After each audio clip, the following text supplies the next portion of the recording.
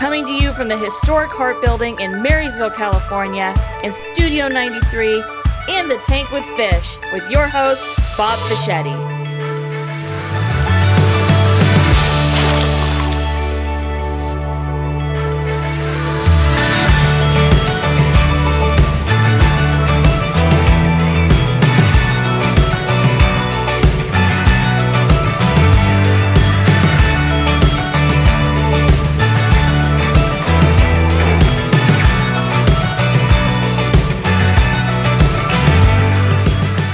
So I am at Bi-County Ambulance. I am in probably where they work on vehicles. I'm not really sure. I'm with Alex Bumpus, and before I go any farther, I want to make this statement. Alex's dad, without a doubt, was one of the most romantic men that ever walked the face of the planet. So I'm going to make Alex tell this story. I love this story about your mom and dad dating when he bought the ambulance. Anyway, go ahead. So what happened was Kelly and his partner Kenneth had a peach orchard in Live Oak, and the Bumpus family all was in Live Oak. And so Kelly started working for Kenneth when he was 14, 15 years old. And he got into EMS. He went opposite of all the Bumpus family. They were all in law enforcement. And he decided he was going to be a volunteer fireman so he could just, leave school whenever he wanted. And then kicked him out of the family. Yeah, yeah. And then he decided, I'm going to become an EMT, and then decided, hey, we could probably make a run at having a company. And so Kenneth sold the peach orchard. Kelly sold everything he owned, including his car. And then when he was dating my mom, he met her at Denny's in Marysville, because that's where everybody went. That was the only spot, it's 24/7. Yeah. You get coffee and breakfast. And so he started dating my mom before cell phones, before pagers. And back then, he'd be in the ambulance and his partner would be at his house. So if they ended up getting a call, you'd drive to your partner's house and pick them up and then go to the call. So if he was on a date with my mom, she had to have a dime, because if the radio call came out, then he'd have to go to the nearest payphone, drop her off wherever they're at, and then go pick up his partner. And my mom would have to call somebody else to get picked up, to get taken home. So my mom is probably the more romantic patient one in that group. Here's the deal. We get things from our parents, right? Yeah. So your mom would be qualified as extremely persevering. Yes. So you taking on the business and the stories that you've told me and doing what you're doing, I'm pretty sure you got that from your mom. Oh, yeah. And she's still constantly involved and big into the community and I got all to the rest meet of her. it. I wish I'd had more time to talk to her. We were at an event and she introduced herself. I think it was an event for Gallagher. Okay. And I could just tell she's a little firecracker. I should get her in the tank. Yes. I bet I'd get some real stories. Oh, yeah. The stories that they didn't want to tell me. Would you? So it's my dad was Live Oak and family Live Oak. My mom was Linda, right? Wow. So Bi-County Ambulance just kind of makes sense with these two counties and communities, and we have it on both sides. So you explained to me that initially your dad was an entrepreneur, so he had a lot of businesses. Yeah. So have you narrowed it down at all, Alex? All of them? Are you just down to one business? No. What? No. I inherited, right? Like when I said, I told you when I made the deal when he was sick, that I'll take it over, and I didn't know what I was taking over. So we had the cotton gin with a couple of guys, and we were doing 3,000 to 5,000 acres of cotton and rice. So we're not big farmers anymore, just a couple of small little orchards that, it's more hobby than anything else. But we have some real estate stuff, and when 2017, in 2017, I was using a different company to manage the real estate, and then we decided, hey, we can go off and do this on our own. And so across the field here, where the mechanic shop is for our ambulance service, the front is an office building for a property management company that we had started, and we're managing about 800 units right now. So has anybody told you you're nuts? Has anybody just been flat-footed and said, Alex? My accountant was like, "Are you not busy enough?" And I go, "Well, it kind of just made sense at the time." And Kelly always had the next business. He was involved in restaurants, bars. He brought Shakey's to town. Shakey's Pizza? Where Red Robin was. I have a picture of myself and my dad. I was probably 5 at the ribbon cutting with the two of us and Glenn Shakey.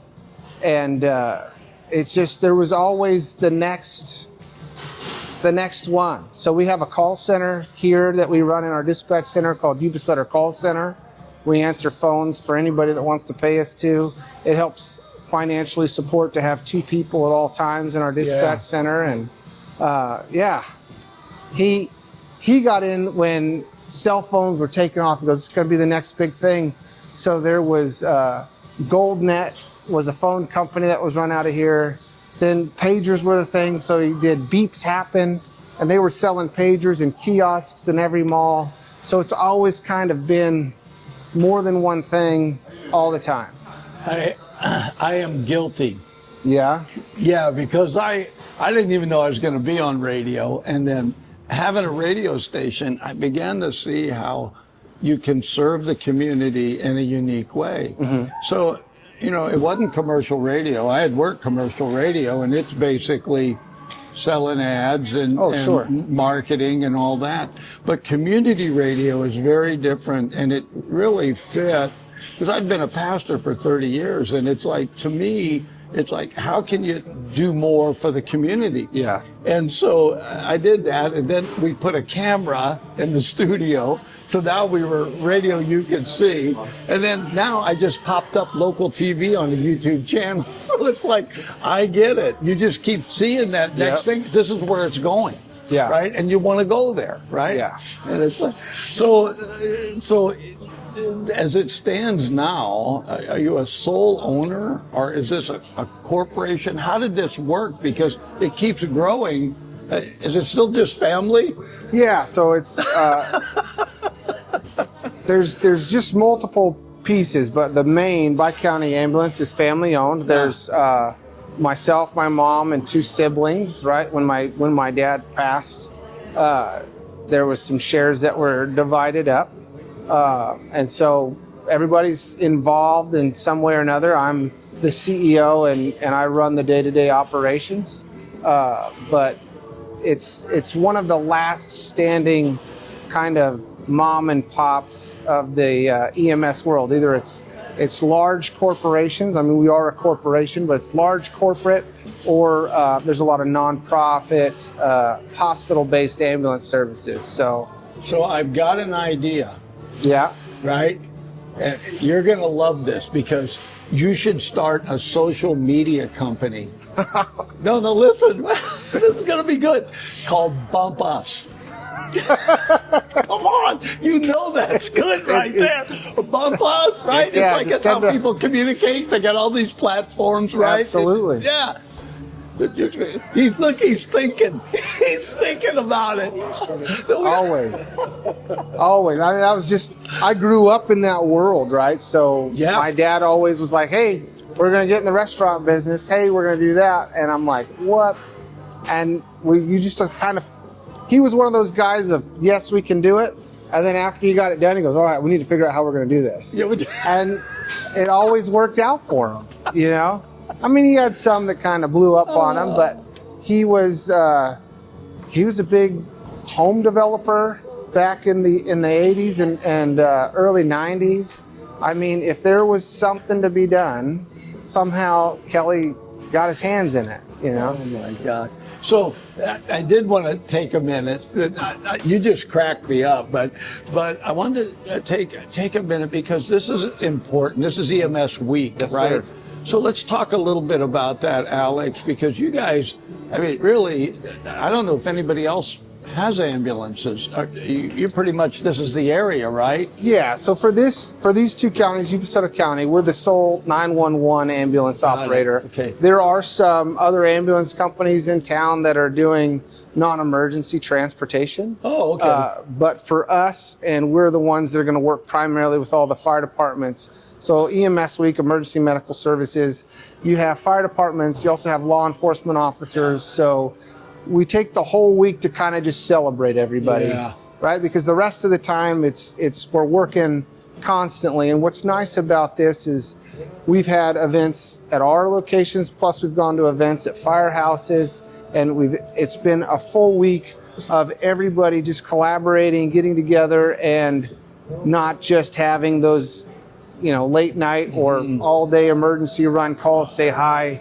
We just sit down, play some games, eat a little food, and just talk. So today we had quite a few fire chiefs. We had law enforcement agencies from both counties, fire departments from both counties, and we had SSV EMS, that's the Emergency Medical Services Authority for our region. Everyone's here this morning, and we just got to talk and enjoy everyone's company rather than, wait a minute, there's somebody bleeding over there. Let's talk during that. So we got to celebrate. We got to have a little bit of fun. We have some gifts that we've given.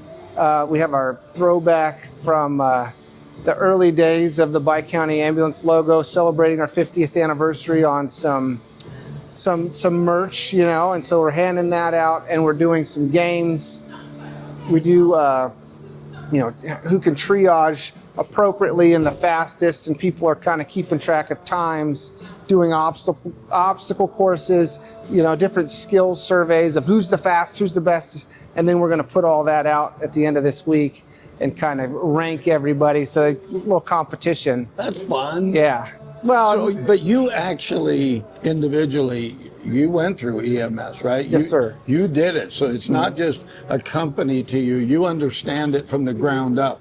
So I've performed all of the jobs for Bi-County EMS. So when I was a teenager, I worked cleaning.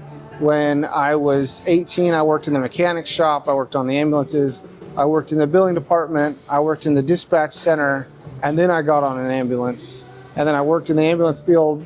But when Kelly got sick, and I couldn't continue to work constantly out in the field and run the operation. So we did deployments to Katrina. Yeah. I was still in the field at that time.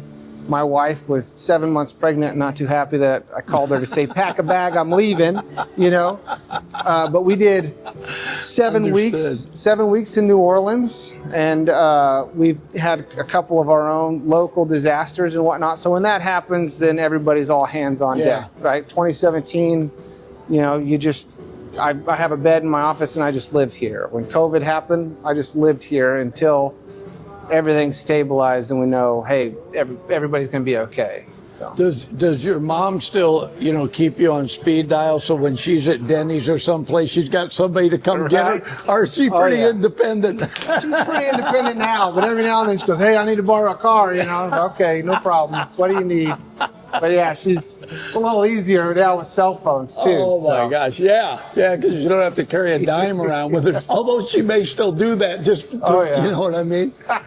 So I know this might sound like a crazy question, but man, you got a lot of equipment. This has got to be a nightmare. So do you have people, do you sub out people to repair equipment, or did you have to, because you got so much, did you have to have your own group to do that? We have our own mechanic shop, and we have a couple of mechanics. I'm very fortunate.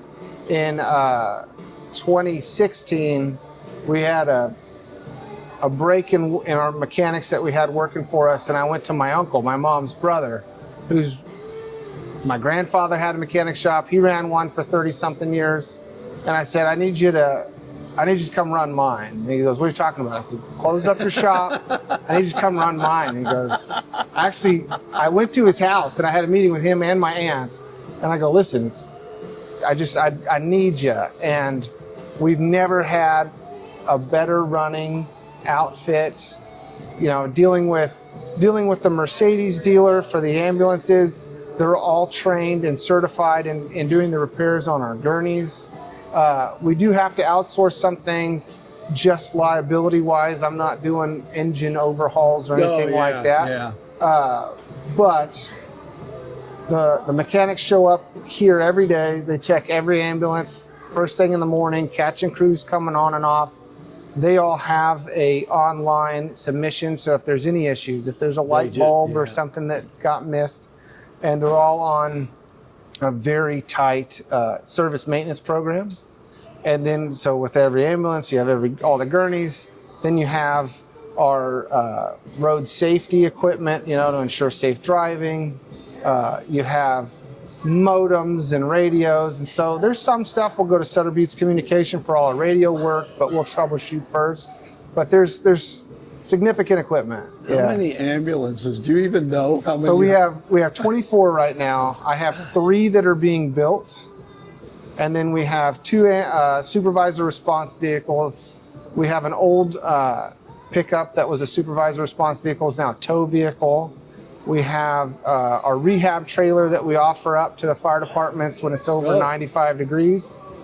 We put a secondary air conditioning unit on it. So if they're out fighting some big fire and you're dealing with extreme heat, we'll bring that out there and run both AC units. We have ice chests with Gatorades, everything for them to just come in, sit down, and get rehabilitated so they can go back out. Get their core temperature back down. Yeah. It's like, hey, take off your gear. It's like, 'cause people don't believe that, but I'm telling you, when I went back in the military, they were like, hydrate.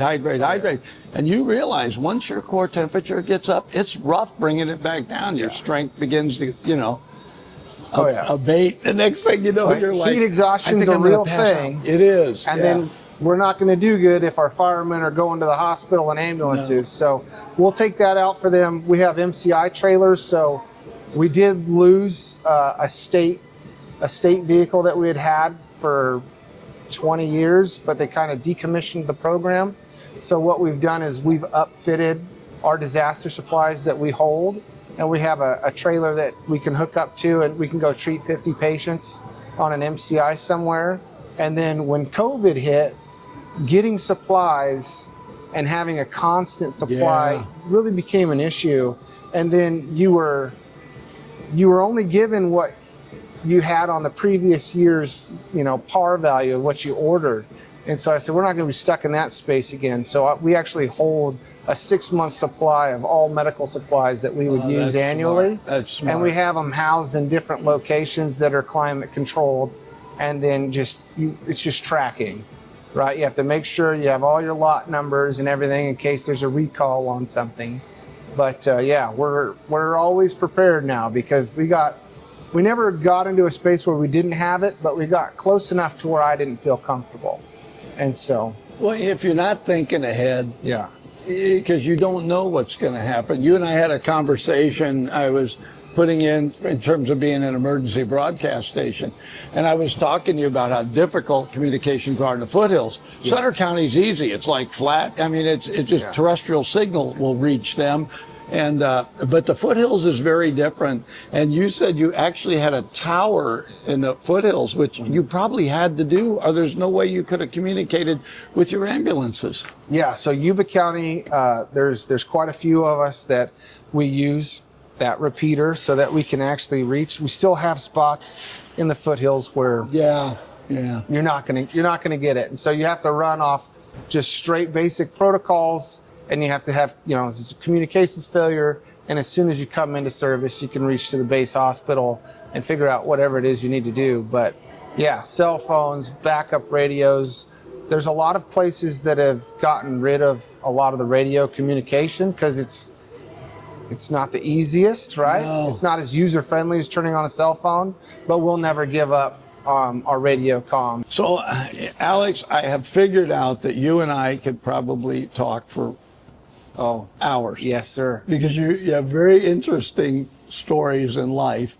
And my thought has always been that it's very important that our community, which we're a pretty close community, that they really know the people that are making a difference. And I mean, I don't know if you intended initially, it doesn't sound like you did, to own an ambulance service, but on behalf of the community, thank you. Thank you for doing what you're doing, for not just owning this and maintaining it, but keeping it current. You were telling me, about actually paying for people to go through the process so that they can be the emergency personnel that we need. And there's so much to this. I got wore out just talking to you about all you do. I thought I was busy. If this is a competition, you win. I quit. You win. Because we even got into talking about horses because do you have one daughter or two? I have 5 daughters. What? Yes, sir. Do you do everything to the max? That's why I have to work so much. No boys. Where do you get the time? Yeah, where do you get the time, right? Oh my gosh! All right, we're going to cover that another time. But I wanted to talk to you about you got a new rig, right? So what makes this different than what you already use? So this is a different ambulance. It's a Type 1 vehicle, so it's a much bigger vehicle. It's 4-wheel drive, true 4-wheel drive. We have a couple of the Mercedes 4-wheel drive, but it's not as rugged. It's a much larger vehicle. We've had to do specialty EVOC training just with that vehicle. It's a different size, it's a different weight. So none of our staff is allowed to take it out on the road unless they've gone through the emergency course in that vehicle specifically. It was one of those things we switched builders. I'd been using the same builder for all of our Mercedes Sprinters since 2007. And we switched builders, and in order for me to jump ahead for the 3 we're getting built, which are all Mercedes vans, I had to make a purchase. So we bought this large vehicle that we can use for specialty use. It's for more rugged 4-wheel drive up in the foothills. There's some features on it, especially for if you have a hypothermic patient. There's actually a port you can plug in. It connects to a whole blanket that uses the heat vents to try to rapidly warm a patient much more efficiently, just more space. So it's new. Everybody's excited about it. It is a Dodge. Everything else is Mercedes. I was going to ask you who makes it, right? And it's like, it is a Dodge, and we've always been a kind of a Ford and then Mercedes outfit. So you get the jabs of, you finally came over to the Dodge Ram side kind of thing. But we're excited for it. All of the fire agencies are excited for it. It's right now going out just with those specific crews that can use it. We're going to find, what our best use is going to be for it. It is a little taller. It's harder to get the gurney into the back of the ambulance. Oh, yeah, because of the 4-wheel drive. And it's just, it's a bigger chassis. Everything's. Can we go out and look at it? Yes, sir. Sure. So it's the Dodge Ram 3500 chassis. It's a box ambulance. It's a lot more, it's wider, it's taller, it's significantly heavier. We're well over 10,000 pounds. I want to say we're about 12.5. All of our vans are under 10. And if you look into the back here, our patient compartment is significantly larger. It even has the auto step here. There's a guy in here. Yes, sir. You have a lot more space in the vans. You don't have the space you have in this jump seat so that you can be doing CPR a lot more efficiently if you have a rider there, a rider here at the head to do and control airway, someone to do your compressions, and then the paramedic can sit here and be doing treatment. So it is just, space-wise, there is a lot more cubic space in this. Is there a difference in the number of personnel? Like in a normal ambulance, you have 2 people, right? Yes, sir. Is this going to be different? So it could be if you wanted to do a specialty transport. For regular day-to-day use, it'd be 2. All of the fire agencies work really well with us. And if we have a critical patient, they'll give us one of their guys to come in as a rider and then meet us at the hospital for them to go back into service, which is significant, right? It's a big help.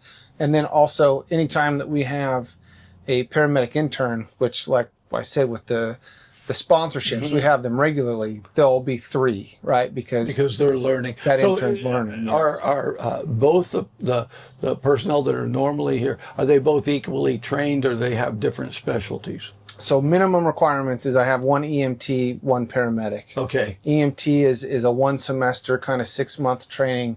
A paramedic requires the EMT training and then another about 18 months. Okay. Basically, the paramedic is running a full 12-lead EKG, can give you medications intravenously, basically can break the skin. It used to be that way, but now EMTs can help with EpiPens and doing finger sticks. But for the higher level of advanced life support is that paramedic.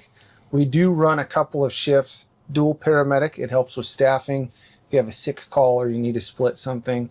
So we run, right now we have 2 shifts that are dual paramedic shifts, and with the students that are going to come through and become paramedics that are full-time EMTs, they'll just create more double paramedic shifts. So I'm going to backtrack a little bit. So you have Yuba and Sutter counties. Yes, sir. So you have the complete counties. And at the same time, sometimes they have mutual aid. Yeah. So do you ever get called, because you mentioned you guys went to Katrina, right? Do you guys get called from other agencies, other counties, sometimes where they say, hey, look, we need more ambulances? So in order to be approved by SSV EMS and to have the contracts with the counties, we have mutual aid agreements standing with all surrounding counties. Oh, okay. So if there's a surge, right, I might be asking Butte County to help me in Live Oak, or they might be asking me for help in Gridley. We go into Oroville.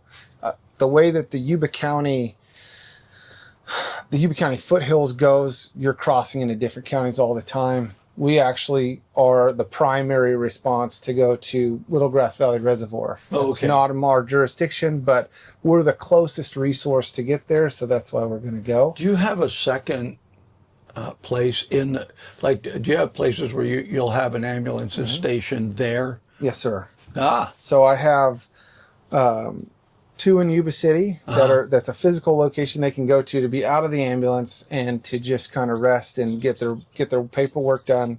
I have 1 in Marysville. I have 1 in Linda. Then we have posting assignments in Yuba City, Marysville, Olivehurst, and then up on Marysville Road, I have a 24-hour station. So at 7 a.m., everybody comes in and gets in their vehicle, and then they go up, and they're somewhat out of the system. If we have an overloading of call volume down in the valley, they'll come down to help, but they're there because you could have a 2-hour, response to some of these locations, especially in the wintertime when roads are not accessible because of water. And so we have them up there just to cut that response time down, because you're going to add 30 plus minutes if you're coming from the valley all the time. I interviewed a couple of the REACH pilots, and it was really interesting because they said, it's just travel time. And they mentioned the foothills as well, that sometimes you guys will call them because you know that they're going to beat us. Yeah, because you can't get there. So that brings up the question about dispatch. Does Bi-County have its own dispatch, whereas if somebody calls 911, they recognize they need ambulance, or do they call directly? Or are you guys part of the 911? How does that work? So all of your counties and cities have their own public service answering point, right? So when you call 911, right here, you're going to go to Yuba City. Yuba City will identify if they need fire or medical, or if they need law enforcement. And then if they need medical, they call us. Then we'll dispatch from that. In our dispatch center, I have 2 dispatchers, 24/7 minimum staffing. And then we're also scanning all 5 PSAPs. So you have Yuba City, Marysville, Yuba County, Sutter County, and Grass Valley. So up there, because some of those calls are going to come from CDF because they're managing it. Yeah. And so we're constantly scanning at all of our stations, all of those PSAPs, plus every PSAP has a direct ring-in phone connection to us so that we can immediately pick up and go. Some places will call us direct if it's like a non-emergency, but hey, I would just need an ambulance to come to pick us up. But almost all calls go through the 911 system, and it just depends on where you're at of who you're going to be talking to. Well, I just want you to know you're going to be okay.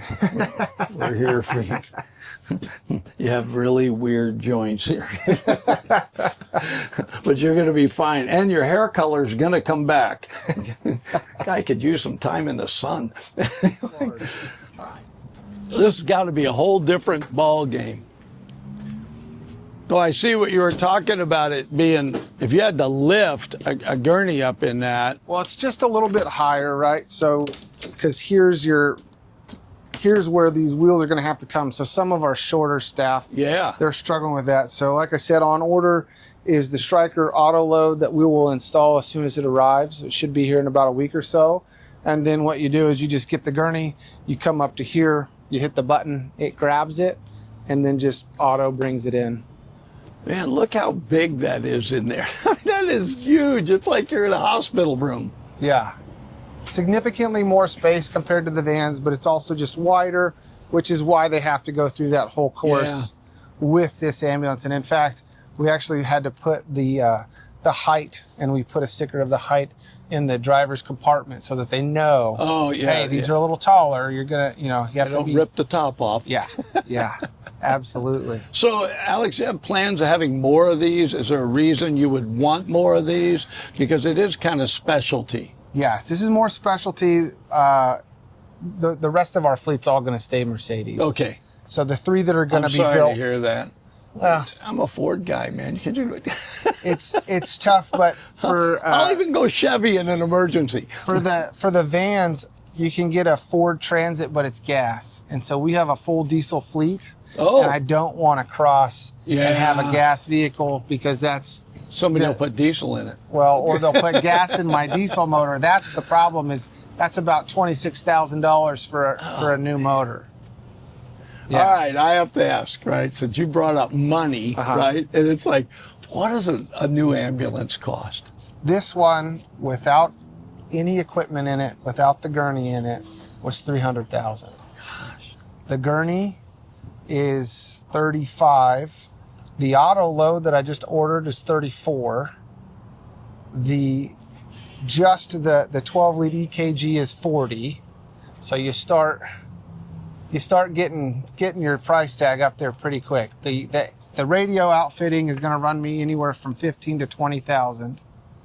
So yeah, since you have all these guys around, I just want to know, after you told me all that money, do they do an EKG on you every day? I think, Alex, I'd be saying, check me. It's better for me not to know. It's like, so they don't show you the books. It's like, no, just tell me what it is. I'll keep moving, right?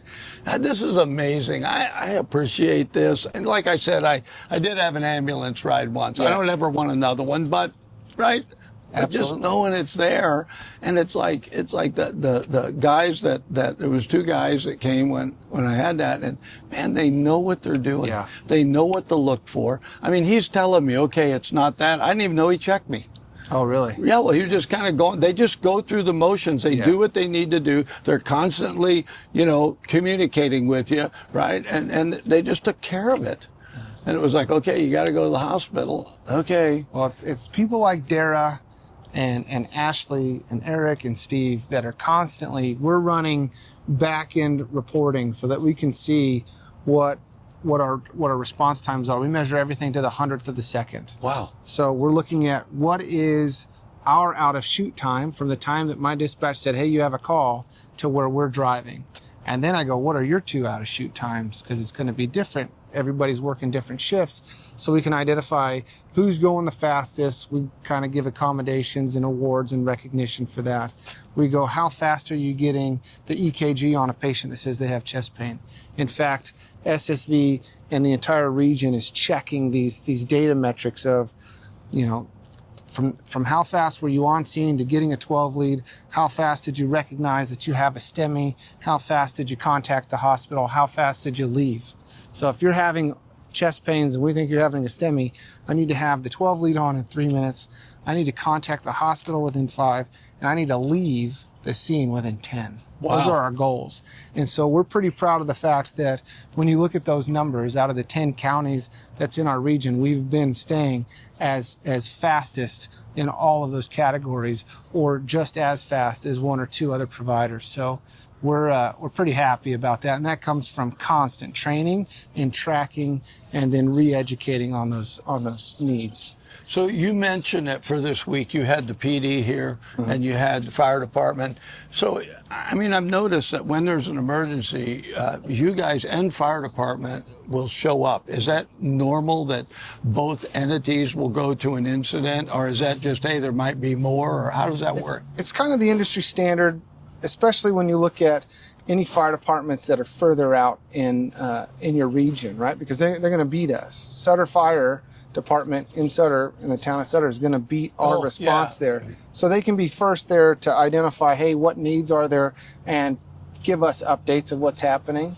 But not all the time can you have a fire department response. If you have 4 calls in one space and you only have 2 engines, then we're going to run 2 calls without them. And we understand that. We train for that.